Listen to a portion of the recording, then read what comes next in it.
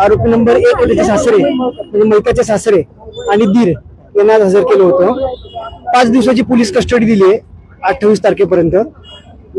कुठली कारण, काय कारण सांगितलं? रिमांडमध्ये काय कारण? रिमांडची कारणं अशी आहे की आज पहिलाच पीसी होतं त्यांचं, तर तपास करणं त्यांच्याकडनं बाकी आहे.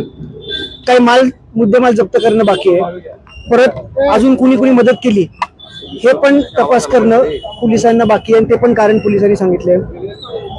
अजून त्याच्यामध्ये कोण कोण अजून आरोपी निष्पन्न होतील का त्याचा पण तपास करायचा आहे. त्याच्यासाठी पण कारण पोलिसांनी मागितली आहेत. आणि असं करून मेहरबार कोर्टाने पोलीस कस्टडी एक्सटेंड करून 5 दिवसाची पोलीस कस्टडी 28 तारखेपर्यंत दिलेली आहे.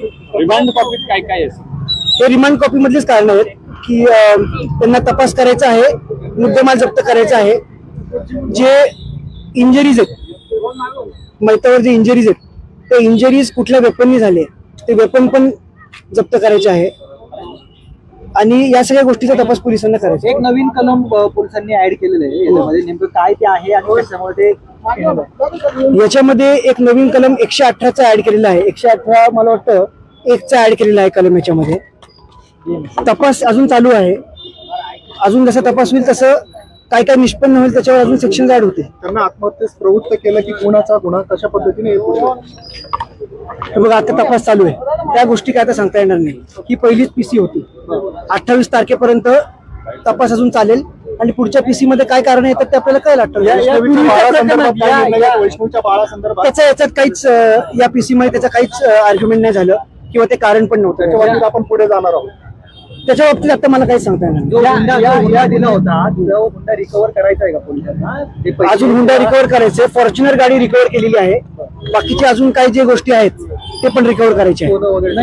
यापूर्वी ज्या 3 जणांना 26 पर्यंत कोठडी मिळाली होती त्यावेळेस काय झालं आणि या दोघांची परत 28 पर्यंत होऊ शकते तिघांची? त्या तिघांची पीसी ऑलरेडी 26 तारखेपर्यंत त्यांना पीसी दिलेली आहे.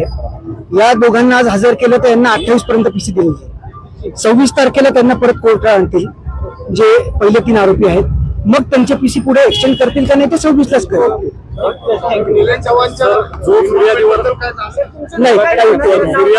शिवम निंबाळकर फिर्यादीवरती आरोप केले जात आहेत की आत्महत्येसाठी प्रवृत्त केले, तर त्याबद्दल आपण काय बाजू मांडतो? त्याच्याबद्दल काहीच आर्ग्युमेंट झालं नाही. त्याच्याबद्दल काय झालं नाही.